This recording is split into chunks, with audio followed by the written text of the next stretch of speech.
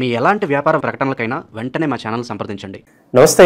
ఈరోజు మన స్టూడియోలో ప్రముఖ ఆధ్యాత్మికవేత్త వేదిక్ ఆస్ట్రాలజర్ అవినాష్ దాస్ గారు మనతో ఉన్నారు. గురుగారితో మాట్లాడేద్దాం. నమస్కారం గురుగారు. నమస్కారం. ఓం నమ శివాయ. ఓం నమో వాసుదేవాయ. సెప్టెంబర్ మాసం విశేషంగా ధనుసు రాశి వారి పరిస్థితి ఏ విధంగా ఉండబోతుంది? ఓవరాల్గా ఎలాంటి జాగ్రత్తలు పరిహారాలు తీసుకుంటే బాగుంటుంది వీళ్ళ పరిస్థితి? సెప్టెంబర్ మాసం ధనుసు రాశి వాళ్ళకి ఓ మాదిరిగా ఉంది. పెద్ద గ్రేట్ ఏం కాదు, పెద్ద డౌన్ కూడా ఏం లేదు. గురువు 8వ ఇంట్లో, సూర్యచంద్రుడు 10వ ఇంట్లో, కుజుడు 11, శుక్రుడు 9. శుక్రుడు 9వ ఇంట్లో ఉన్నాడు కాబట్టి అమ్మాయి గురించి, ప్రేమ గురించి హోప్ అనేది ఉంటుంది. అంటే నా జీవితంలో కూడా ఒక అమ్మాయి వస్తే బాగుంటుంది. ప్రతి మనిషికి ఉంటుంది కదా, మగవాడు అన్నాక ఆడామే అన్నాక అబ్బాయి కావాలి అని చిన్న చిన్న హోప్ అనేది వస్తుంది. కొంతమంది ఎలా ఉంటుందంటే జీవితంలో అమ్మాయి ఎంటర్ అవ్వగానే లైఫ్ సక్సెస్ అవుతుంది. అలానే కొంతమంది అమ్మాయిలకి పెళ్ళైన తర్వాత జీవితం మారుతుంది. సో అలాంటి ఆలోచనలు. తర్వాత గురువు 8వ ఇంట్లోకి వస్తున్నాడు. 7వ ఇంట్లో ఉన్న గురువు 8వ ఇంట్లోకి మెల్లిగా వస్తాడు. ఈ నెలయాక సెప్టెంబర్ ఎండ్ అయ్యి దాని స్ట్రెంగ్త్ అనేది స్టార్ట్ అవుతుంది. గురువు 8వ ఇంట్లో వస్తున్నాడు అంటే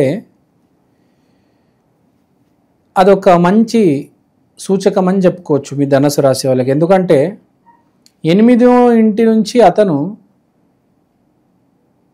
9 ఇంటి వైపే చూసేది. సో మీకేమవుతుందంటే ఒక హోప్ అనేది స్టార్ట్ అవుతుంది, జనరేట్ అవుతుంది పాజిటివిటీ వైపు. అంటే నాకు మంచి జరగబోతుంది.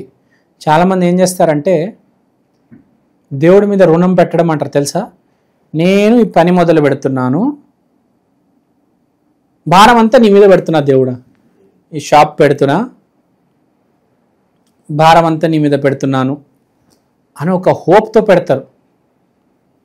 కిరాణా షాప్ పెట్టాను, లేకపోతే సూపర్ మార్కెట్, ఏదో షాప్, వాటర్ బాటిల్, ఏ లైట్లో, పౌడరు, ఏదో బట్టలు పెడతారు. బాగా మనిషికి భయం ఉంటుంది. ఆ భయం భక్తి ఏమీ లేకుండా దేవుడి మీద భారం పెడితే అయిపోయింది. వెంకన్న బాగున్నాడు దాన్ని బట్టి భారం వేస్తే అయిపోయింది సక్సెస్. సో ఆ థాట్ ఆఫ్ ఆ బిహేవియర్ అనేది కొంచెం హోప్. అరే ఈ పని నేను మొదలు పెడితే సక్సెస్ అవుతుంది, నాకు దేవుడు ఉన్నాడు అంటే మనకు అర్థమవుతుంది కదా మన జీవితం ఎటుపోతుంది అని. ఎప్పుడైనా మనకు కొన్ని సూచనలు వస్తాయి. ఎంత పెద్ద బిజినెస్ మ్యాన్ అయినా ఇంట్యూషన్ అంటారు, సూచనల మీద నడుపుతూ ఉంటాడు. ఇది అవుతుందా అవ్వదా అని వాడికి మెల్లిగా తెలుస్తూ ఉంటుంది కదా. సో ఇక్కడ పాయింట్ ఏంటంటే ఫస్ట్ శుక్రుడు 9వ ఇంట్లో. శుక్రుడు అంటే ఒక రకంగా అమ్మాయే కాదు, ఒక ప్రాఫిట్, ఒక డబ్బు. అది జూపిటర్ 8వ ఇంట్లో ఉన్నాడు కాబట్టి నేను డబ్బు తీసుకురావాలి, ఆ పెట్టాలి. డబ్బు తీసుకురావాలి అంటే నేను వెళ్ళి ఆ మనిషిని డబ్బు అడిగితే అతనికి పాయింట్ నచ్చాలి. ఫస్ట్ ఈ పాయింట్ నచ్చితేనే అతను ఇన్వెస్ట్మెంట్ చేస్తాడు కదా. నేను అతనికి ప్రాఫిట్ చూపించాలి. ముందు ప్రాఫిట్ చూపించాలంటే నేను మాట్లాడేటప్పుడు అతని కళ్ళ ముందు ప్రాఫిట్ కనిపించాలి. సో నేను ఇన్వెస్ట్మెంట్ తీసుకురావాలంటే అక్కడికి వెళ్ళి నేను ఆ టర్నింగ్ పాయింట్ ఏదైతే ఉందో వ్యాపారంలో చెప్తా, అతను ఇన్వెస్ట్మెంట్ చేస్తాడు, తర్వాత నేను చూసుకుంటా. ఇప్పుడు చాలామంది అదే చేస్తూ ఉంటారు కదా. ఇప్పుడు ఎన్నో news channels, YouTube channels investments తెచ్చుకొని పెట్టినవే. ఏ ఛానల్ అయినా చాలా ఛానల్స్ వాడికి టాలెంట్ ఉంటుంది, డబ్బు ఉండదు. డబ్బు తెస్తాడు, ఇన్వెస్ట్మెంట్ తెస్తాడు, వ్యాపారం పెట్టిస్తాడు, లేకపోతే ఛానల్ పెట్టిస్తాడు. సో ఆ థాట్, ఆ ప్రాసెస్, ఆ ప్లానింగ్ అది నడుస్తుంది ఒక పక్క చాలామందికి జాబ్ వస్తుంది. నిరుద్యోగులకు శుభవార్త ఉంది. నిరుద్యోగులకు శుభవార్త ఉంది. జాబ్ వచ్చే 100% ఛాన్స్ ఉంది, గ్యారంటీ. జాబ్ వచ్చే ఛాన్స్ అయితే చాలా ఎక్కువ ఉంది. జాబ్ వచ్చే ఛాన్స్ ఉంది. బిజినెస్కి కావాల్సిన ప్లానింగ్ సక్సెస్ అవుతుంది. ఆ జీవిత భాగస్వామి పట్ల ఒక హోపు ఉంది. కుజుడు 11వ ఇంట్లో ఉన్నాడు కాబట్టి కొంచెం మీ ప్రాఫిట్స్ వచ్చేటప్పుడు కొంచెం ఒడిదుడుకులు ఉంటాయి. జాబ్ ఎక్కేస్తారు, శాలరీ కొంచెం చూసుకొని మాట్లాడుకోండి. బిజినెస్ పెట్టేస్తారు, కానీ ఒకసారి కాగితం మీద లెక్కలేసుకోండి. ముందు రియలిస్టిక్గా వస్తుంది, కానీ ముందు ఒక లెక్కేసుకోండి. మీరు ఇన్వెస్ట్మెంట్ తీసుకొని మళ్ళీ ఎక్కువ ఖర్చు పెట్టారనుకోండి, ప్రాఫిట్ తగ్గిపోతుంది కదా. కాబట్టి కొంచెం ఎస్టిమేషన్ ముందే చేసుకోవండి. అరే ఒక 10,000 20,000 ముందే ఒక సైడ్లో పెట్టుకోండి. నెల అయితే మాదిరిగా ఉంది అంటే డెవలప్మెంట్కి మీకు ఒక నాంది, మొదటి అడుగు అనమాట.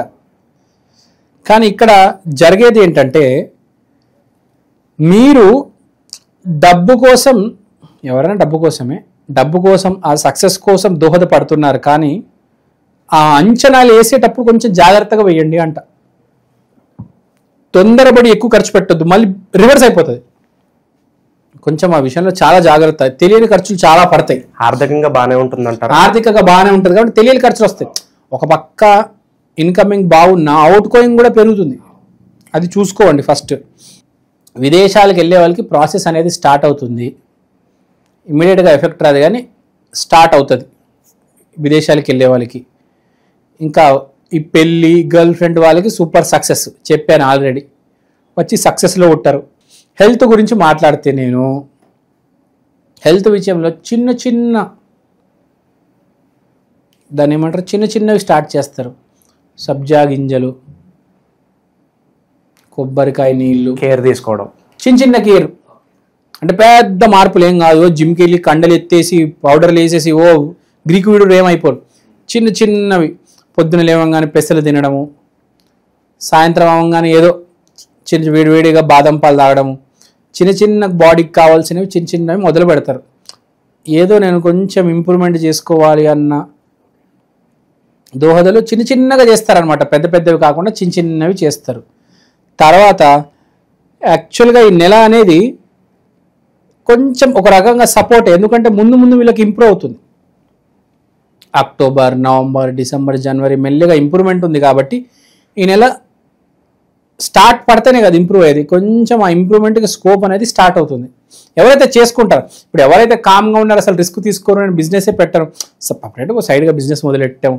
ఇప్పుడు ఇనిషియేటివ్ తీసుకునే వాడికే కదా రిజల్ట్స్. నువ్వు ఇప్పుడు ఇనిషియేటివ్ తీసుకోవు, ప్రయత్నాలు చేయవు అంటే ఎక్కడి నుంచి పనులు అవుతాయి చెప్పండి? ఒక ప్రయత్నం చేస్తే ఒక ప్రయత్నం స్టార్ట్ అవుతానే మీకు. ఇప్పుడు జాబ్ ఉంది, జాబ్ ట్రై చేశారు, జాబ్ వస్తుంది. ఓన్లీ జాబ్తో సైడ్లో బిజినెస్ కూడా 6 వచ్చేస్తారు, సాయంత్రం 7 గంటలకు బండి పెట్టండి, మెల్లిగా స్టార్ట్ చేయండి. ఫ్యూచర్లో షాప్ అవుతుంది కదా. సో ఒక జర్నీ అనేది స్టార్ట్ అవుతుంది మెల్లిగా. ఎక్కడో చోట స్టార్ట్ చేయాలంటారు. స్టార్ట్ చేయాలి, అదే అంటున్నా, స్టార్ట్ చేయాలి. ఉండిపోకూడదు, అలానే చాలా మంది అలానే ఉండిపోతారు.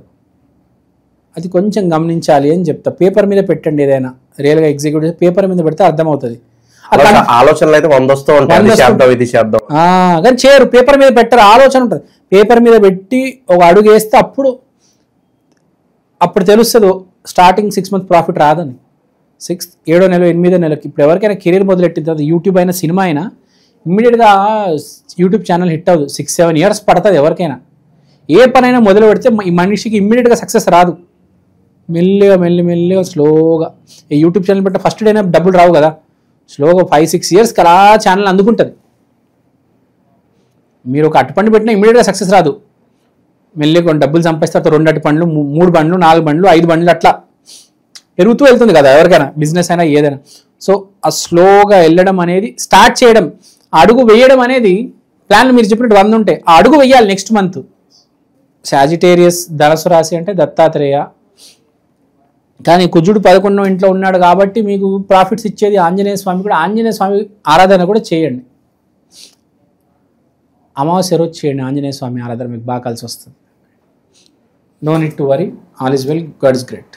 ఓవరాల్గా సెప్టెంబర్ మాసం ధనుసు రాశి పరిస్థితి ఏ విధంగా ఉండబోతుందో మీ మాటలో చాలా బాగా వివరించారు. ధన్యవాదాలు.